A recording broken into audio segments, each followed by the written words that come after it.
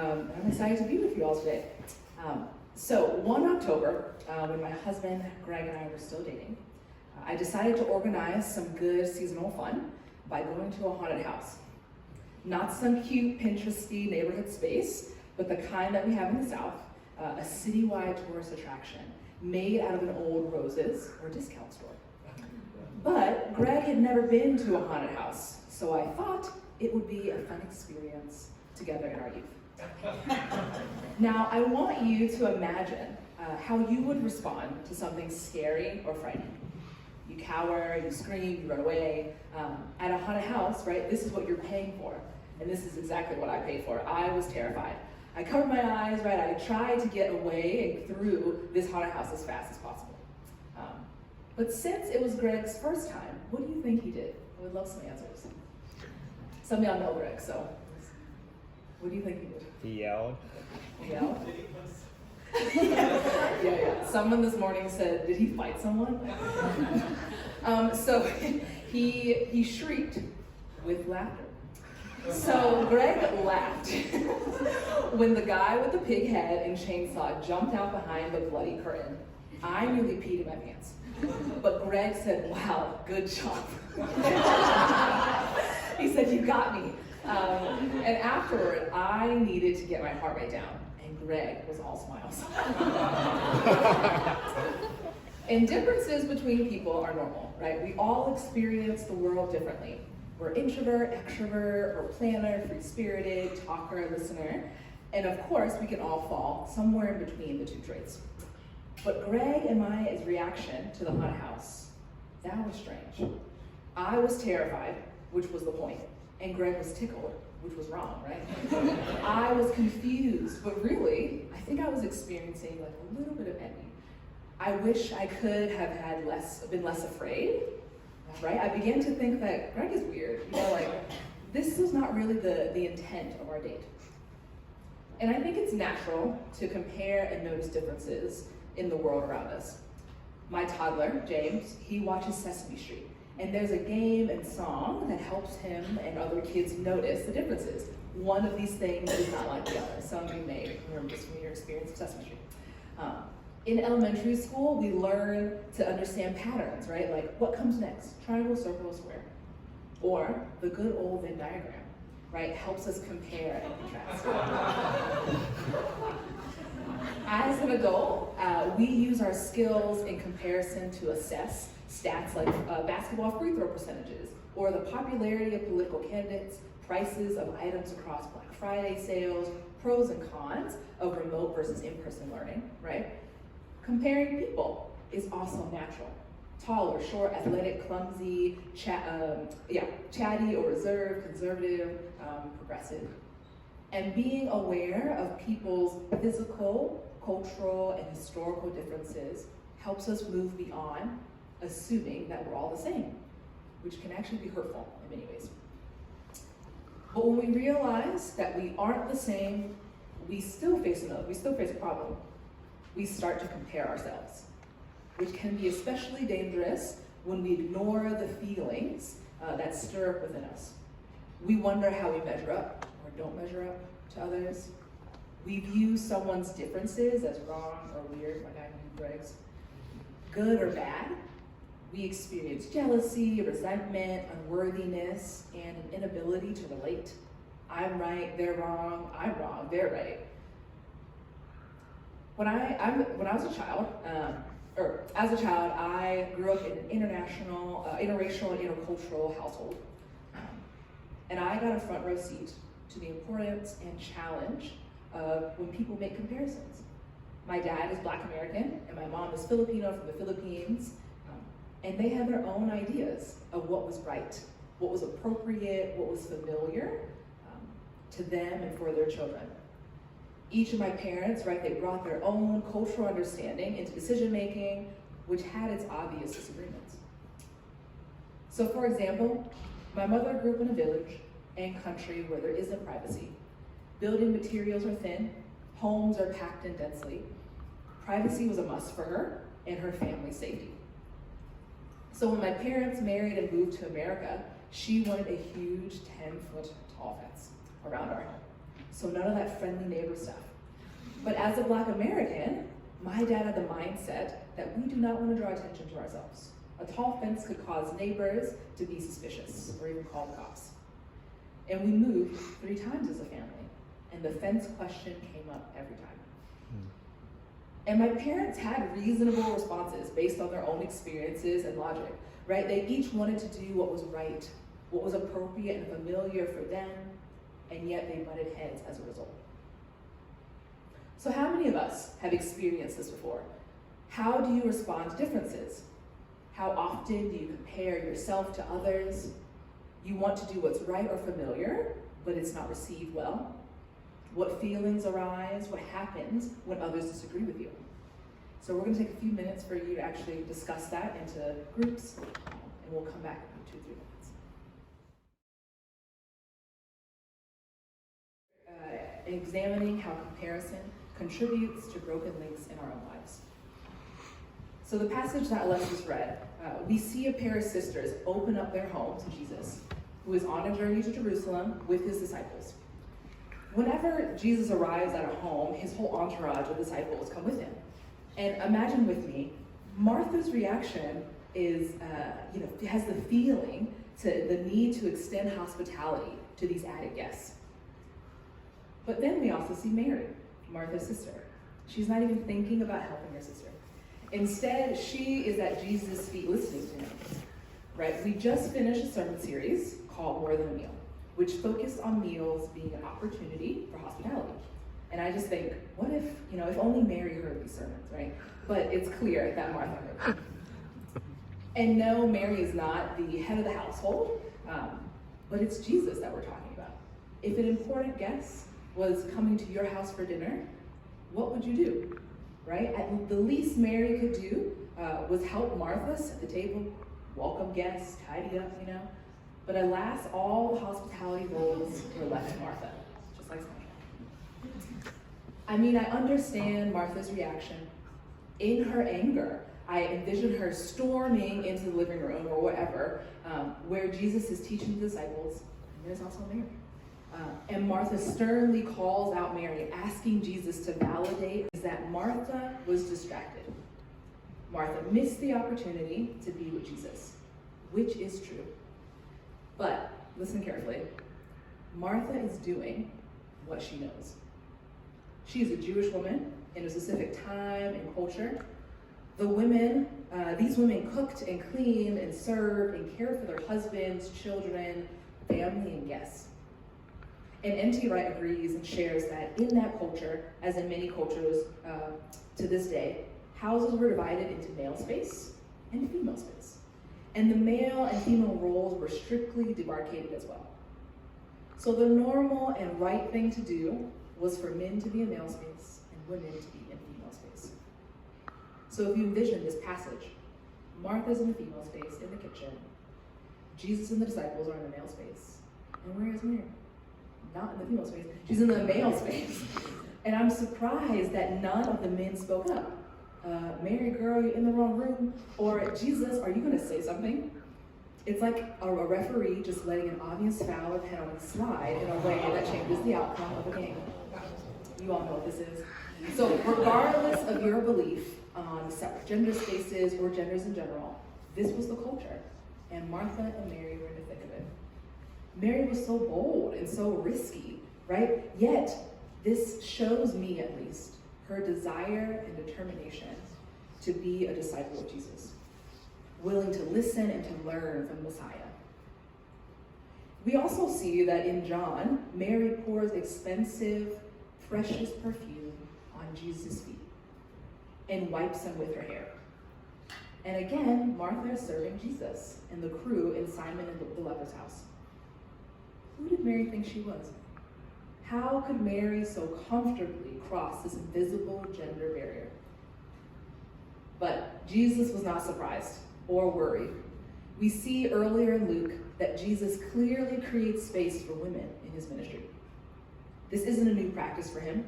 Mary knows that the invitation to sit and listen and learn is there, even if it might be weird to others. Jesus affirms her to be there, even if no one else does. And in Jesus' kingdom, sitting at his feet is not just a meal space. But what about Martha? Because it was Martha who actually spoke up about this. Martha was actually doing what was expected of her. What was right and common, not breaking the rules like Mary. And those of us who grew up in the church too easily discard Martha's response. Yes, Martha was distracted with tasks and wanted Mary's help and Jesus' justification. But here's Mary putting Martha in a terrible position. No wonder Martha feels angry and confused and jealous and resentful, because I know I would. I can see the broken link in their relationship. And sometimes I feel like Martha. I'm a rule follower and a realist. I do what makes sense, and I try to do it the most appropriate way possible. And Greg's not. He is a rule breaker and a dreamer. Greg is from the greater Boston area and does not mind ruffling any feathers, right, to get his point across. But adding to me being a rule follower, I am a Black and brown woman, which impacts how I view the world and how the world views me. And I personally do not like having attention drawn my way, yet Greg welcomes it. So an example is, Greg used to, sometimes still does, still drives with his hand resting on the horn of the steering wheel, eagerly anticipating any weary driver who slightly delays at the green light or lacks a turning signal or allows pedestrians to go by when there is not a right of way. But unlike Greg, I never used the car horn before moving to Boston. Now I do.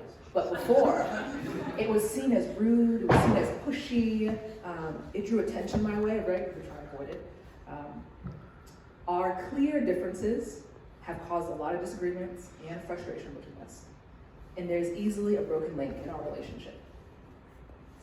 And like Martha, I thought I was doing the right thing, right? Where did I go wrong? How was what Mary did or Greg did acceptable? And yes, my story is less serious, but it carries the same thread of comparison and judgment between what is right and what is not right. There's a broken link in our relationship. So when Greg and I went to this haunted house, Greg was practically congratulating all the scary actors, and I was running past them because I was scared, like you're supposed to be. And the right thing to do, to me at least, was to run and scream, right? And Greg was strolling and laughing. How dare he ruin my Halloween fun? I felt like Greg was experiencing this incorrectly, and I was obviously experiencing it correctly. And again, even though the story is funny and outrageous, in reality, both of our experiences are acceptable and reasonable. Yes, it is definitely abnormal to laugh your way through a haunted house, but it is possible, as Greg showed me. And a younger version of myself would say that Greg and I would never see eye to eye, we'd never get along. And I was not open to someone so different or did not naturally do the right thing. Through getting to know myself, I realized that I prefer to stick to the rules and not step out of line because that's what success looked like for my family. And for Greg, it was the opposite. Taking risks meant success for an Asian man. But I do not think neither one of us would have come to these conclusions if we were not open or curious about ourselves and each other. It has allowed us to appreciate our own gifts and each other's gifts and skills and tendencies. This does not mean acting out of our tendencies is always good or brings us closer to Jesus, one another, or community. But we can offer grace and love to each other and to ourselves. Both of who we are can exist, and we can love one another by welcoming and making room for all of who we are. But even as I say that, I know that some of us here may think that both experiences cannot exist, and they find it hard for both experiences to exist. The book Disunity in Christ by Christina Cleveland shows a pattern of opening our own eyes to how we separate ourselves from others in comparison. And I do not, as I share this, I do not desire for you to welcome abuse, right? That's not what I'm saying. Racism or injustices. For those who are not open and curious, that would cause great harm and trauma. But there are some of us here that are solid in your faith. And I want to encourage you to not write off people who are deconstructing and reconstructing their faith. Stay in the conversation. The church has hurt many people, its own people, and yet we have also seen the church be a blessing to so many. It's not right or wrong. It's full of broken links that need to be repaired. And it will be hard because anytime we're in relationship with people who see the world differently, we are bound to rub each other the wrong way. But if we can take time to pause, to process, and return to relationships with curiosity, perhaps we can live in a third way where both groups of people can exist. So how do we actually live in a third way? Well, I think it starts with curiosity. Curiosity about yourself and curiosity about others. So in verse 41, Jesus says, "My dear Martha." Jesus is graciously and tenderly naming and reassures Martha that he sees her. Have you ever thought that who you are, your culture, your lived experiences, skills, and identity can be a gift to others? Even this community here at Cambridge. We do not have to fear being curious because we know that we are dear to Jesus. And if you are taking notes, I want to challenge you to name 3 skills, life experiences, or fruit of the Spirit that you bring to this community or to a community. But if you are shy about boasting about yourself, ask someone who knows you to prayerfully share these gifts that they see in you. For example, a former supervisor of mine generously shared a spreadsheet of skills to my next supervisor, and it was life-giving. I didn't even know I could be seen in that many ways. Another option is taking a trusted personality test, like StrengthsFinders, Myers-Briggs, or Enneagram. And the hope is that by being curious about yourself, you can be open to formation and correction. Not just saying, oh, I'm an introvert, so I'm gonna stay home. But be encouraged to maybe engage with other people in your introversions. So as you're getting curious about yourself, I want to encourage you to become curious about others. So I wonder, do we care to be curious about our neighbors? Do we care to know more than just their name or like a fun fact? High Rock provides spaces for each congregation to connect. We have online coffee hour, fellowship or soul food, greeting time, discussion in service. And obviously, we are not going to connect deeply in these spaces, even though some of us would love to. However, we can start by being present in these spaces and having those first few awkward conversations out of curiosity. But if you are connected to community, then I want to invite you to invite others in by sharing what gifts you see in them, right? It can be skills, life experiences, fruit of the Spirit. These are just some examples. So curiosity about yourself and curiosity about others. And I wonder for Martha and Mary if both of who they are can possibly exist. I wonder if Martha's familiarity to culture and Mary's countercultural mindset can both exist in their relationship with Jesus. My hope is that Martha does not have to stop ignoring her culture, and Mary does not have to stop taking risks against her culture to be in a relationship with each other and with Jesus. And I believe God invites all of who we are, and in community, comparison can be a weapon or a gift. When Greg and I joined staff with High Rock at this campus, we started to butt heads. We have never worked in this capacity as equals and just had plenty of friction points when it came to decision making and leading. And while we were praying one night, we felt God bring up our differences. God highlighted that our differences could make or break us. Our differences could pull us apart or bring us together. And as you see, thankfully, we brought these gifts together. Right, we bring together our gifts and our tendencies and curiosity into leading this community. We make room for one another, and we're able to see God in us, in each other, in the High Rock Cambridge community. So wherever you are, I pray that you know that you are a gift. You are a gift to anyone, in any community. Our differences are and can be used to build up and strengthen communities. So I pray for open and curious hearts as we try to mend these broken links in our community. Thanks be to God.